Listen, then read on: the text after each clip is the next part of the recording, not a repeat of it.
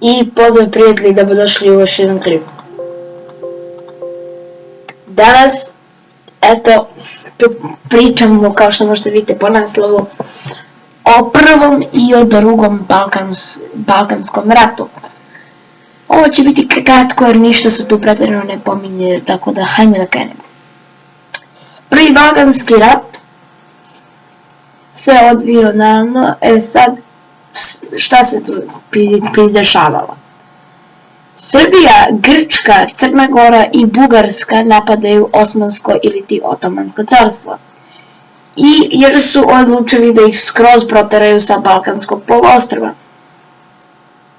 U tome uspevaju. Posle naravno oslobađenja Srbije odmah kreću u kontranapad. Ali tu nastaje problem. Između prvog i drugog Balkanskog rata dolaze Austro-Ugari. Kada su Turci proterani, dolaze Austro-Ugari preko Dunava i govore Bugarima da smo ih mi zeznuli, jer smo mi oduzeli jedan deo Makedonije. Inače, samo da vam napomenem, Makedonija tada nije postojala kao država, već je to bio region u Grčkoj. I dan danas se, na primjer, priča da Makedonija, da je to njihova, tako da nikada nemojte da pričate samo Makedonija, već Severna Makedonija, to je država, a Makedonija je deo u Grčkoj. Dakle, ajmo se vratimo, Austro-Ugari dolaze i kažu Bugarskoj da smo mi uzeli deo Makedonije, a da smo ih zeznuli uglavnom.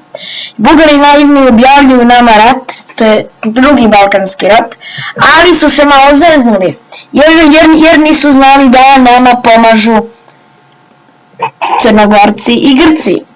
I tu su se zeznuli i onda je bilo 3-1. Srbija, Crna Gora i Grčka, SCGG, protiv JLTB. Protiv SCGG, to ti je Srbija, Crna Gora i Grčka, na Bugarsku TB. I ono što još možemo da kažemo o tome, nakon toga Austro-Ugari se povlače. I to je to. Verovatno ste očekivali nešto više. Znam da traje mnogo kratko, tako da izvinite. Odmah nakon ovoga snimam drugi klip, tako da vidimo se. Pozdrav!